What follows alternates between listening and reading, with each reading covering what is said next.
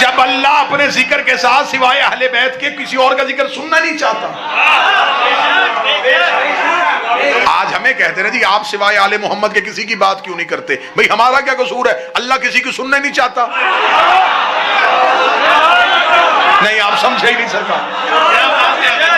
ہم پہ یہی الزام ہے نا کہ شیعہ صرف آل محمد کی بات کرتے، کہ صحابہ کی بات کیوں نہیں کرتے یا نبی کی بیویوں کی بات کیوں نہیں کرتے. تو میں وہی سوال آپ کی طرف پلٹا دیتا ہوں، آپ نماز میں صرف آل پہ درود کیوں پڑھتے ہیں؟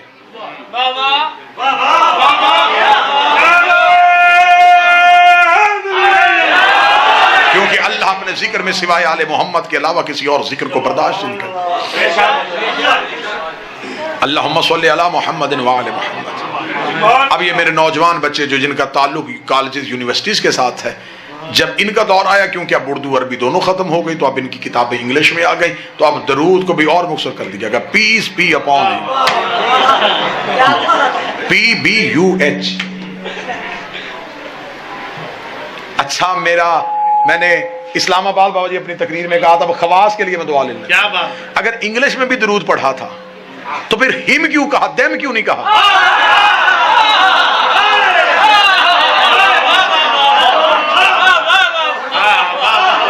پھر تو پورے قبیلے میں بھیجنا تھا نا. یہ ہیں وہ مخصوص لوگ جنہوں نے اللہ کی پہچان کروائی. آج اگر آپ نماز قبول کروانا چاہتے ہیں تو ان کے بغیر قبول نہیں ہو سکتی. رسالت مآب کی بارگاہ میں ایک صحابی آیا، قبلہ بخاری صاحب، اس نے آ کے کہا یا رسول اللہ نیکیاں کتنی اور گناہ کتنے، حسنات کتنی اور سیئات کتنی. وہ سمجھ رہا تھا کہ نبی ایک ایک چیز لکھوائیں گے. نبی کہیں گے نماز نیکی ہے، جھوٹ گناہ ہے، روزہ نیکی ہے، چوری گناہ ہے، زکوٰۃ نیکی ہے، مال کھانا حرام. اسے کہا نبی لمبی فہرست بتائیں گے. نبی نے فرمایا نیکی بھی ایک ہے، گناہ بھی ایک ہے.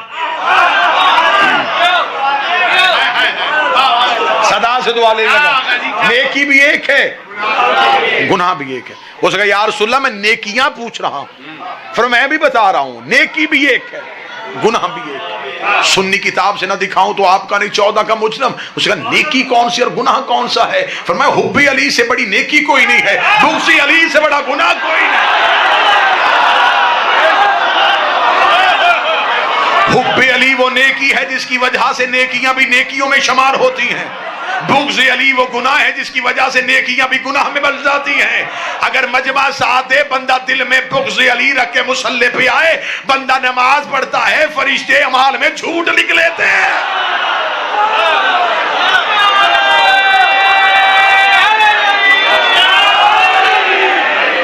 اس نے نماز پڑھی تھی. ذاکر صاحب پہنچ کے نہیں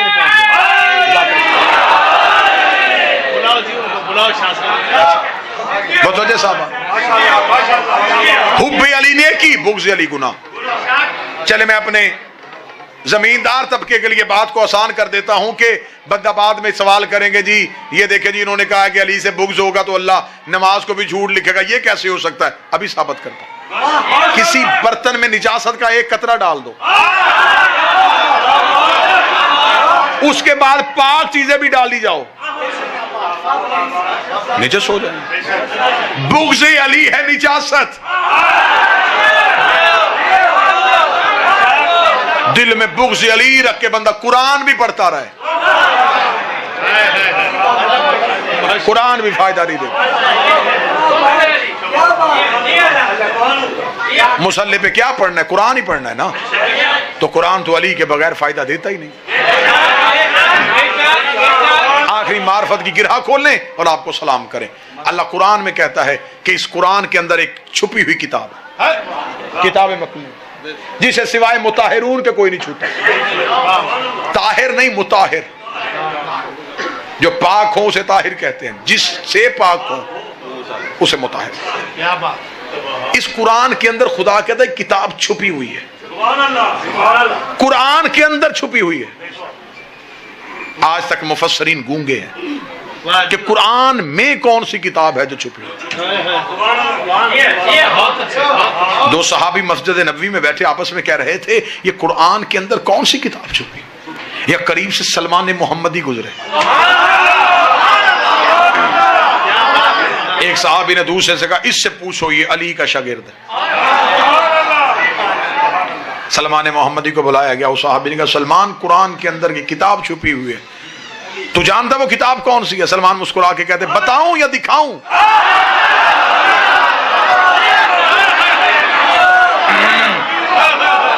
سننا چاہتے ہو یا دیکھنا چاہتے ہیں؟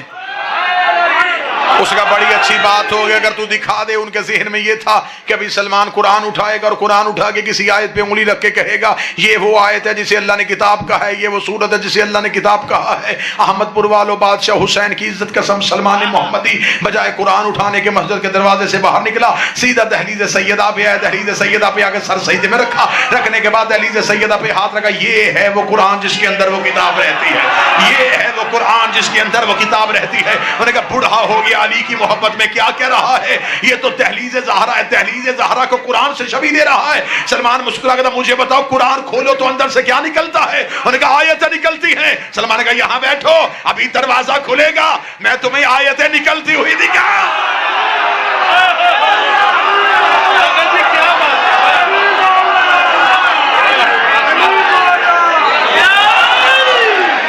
تم نے صرف لفظوں والا قرآن پڑھا یار۔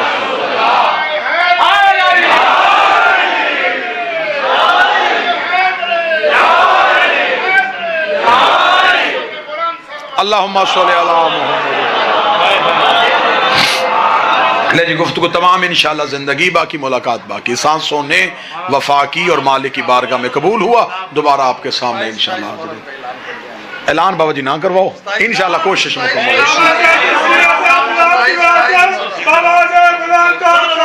اللہم صلی اللہ محمد، کوشش ہے انشاءاللہ۔ اب تو فاصلے بھی سمٹ گئے ہیں، موٹر وے نے فاصلے بڑے قریب کر دیے ہیں، آپ کا فاصلہ باقی شہروں سے دور نہیں رہا۔ ویسے بھی فاصلے کلومیٹر سے ناپے نہیں جاتے، فاصلے دلوں کی دوری سے ناپے۔ مالک انشاءاللہ مالک کے حضور قبول ہوا تو سلام ہوگا۔ عزت والا گھر تھا، مسلمانوں نے برے طریقے سے لوٹا۔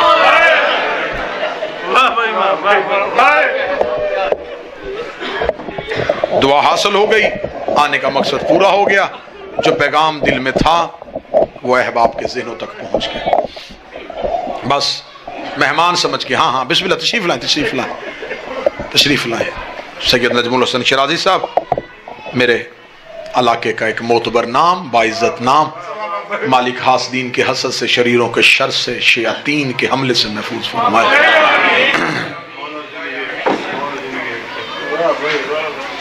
کوشش یہ ہے کہ بس اب دو آنسو آنکھوں میں آئیں۔ اگر میں نے حق کے مودت ادا کیا، جو آپ کے سامنے میں نے تذکرہ آل اطہار کیا، تو اگر آپ اس کی کوئی نہ کوئی کی مجھے قیمت دینا چاہیں تو وہ قیمت داد کی صورت میں نہیں، منت صرف اتنی ہے کہ کبھی بھی زندگی میں علی کی ولایت کو نہ چھوڑو۔ بسم اللہ باجی، بسم اللہ، آؤ بسم اللہ، آؤ بسم اللہ۔ علی کی ولایت کو نہ چھوڑنا، حسین کی عزا کو نہ بھولنا، اور بطول کے حق کو نہ بھولنا۔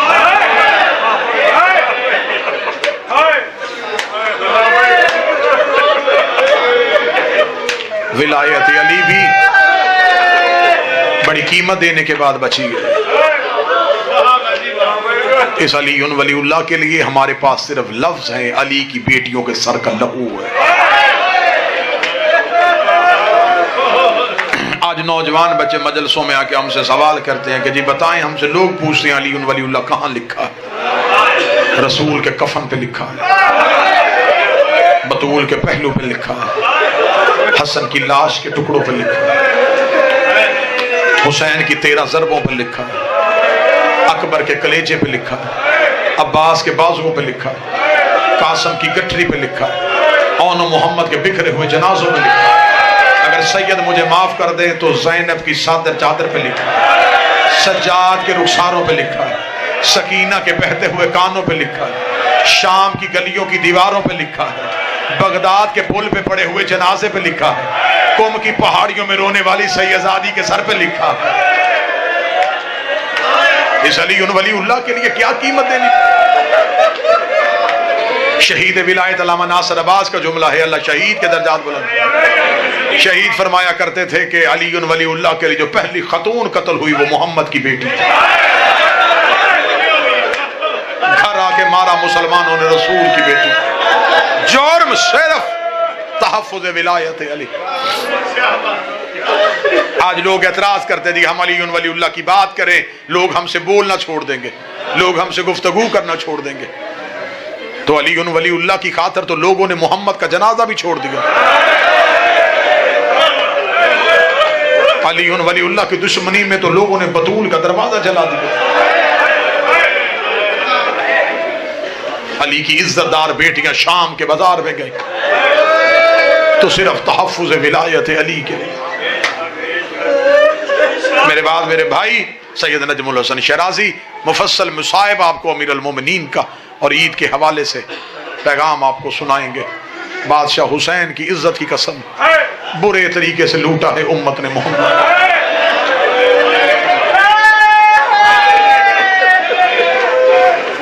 یہ وہ دن ہوتے ہیں جن دنوں میں بہنوں کو پیکے گھروں کی طرف نظریں ہوتی, کسی کا باپ آ رہا ہے, کسی کا بھائی آ رہا ہے, ریڑی لگانے والا بھائی, بھٹے پہ مزدوری کرنے والا بھائی بہن کے سر پہ پیار دینے کے بعد عید کے کوئی پیسے بہن کے ہاتھ پہ دینا, بھائی کا سر چوم کے کہہ دیا تو آ گیا میری ہو گئی,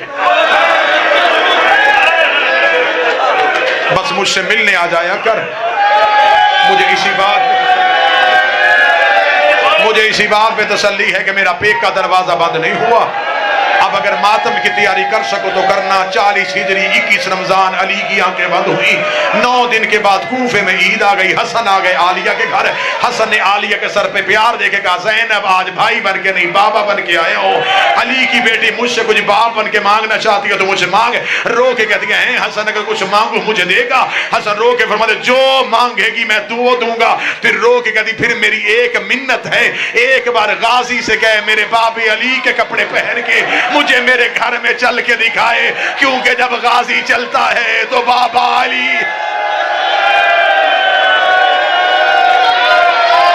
حسرت رہی علی کی بیٹیوں کی, جس کوفے میں بابے کی شاہی دیکھنے کے لیے آئی تھی وہاں اجڑ گئے.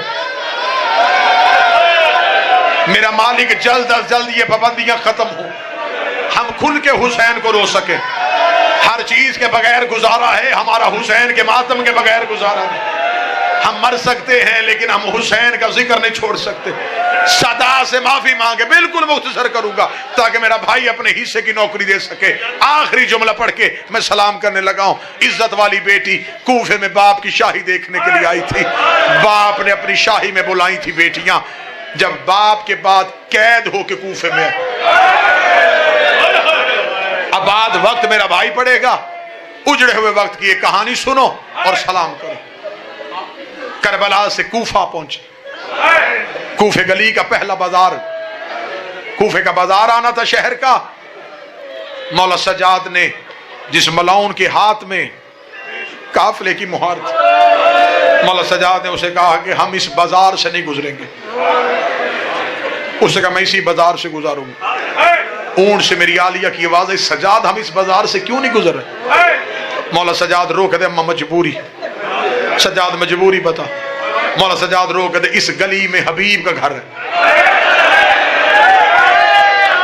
آپ نے ہائے کہہ دیا, آپ کے ڈر سے میں نے اگلا جملہ نہیں پڑھا تھا. مولا کی آواز ہے اس گلی میں حبیب کا گھر ہے اور تیرے سر پہ چادر نہیں.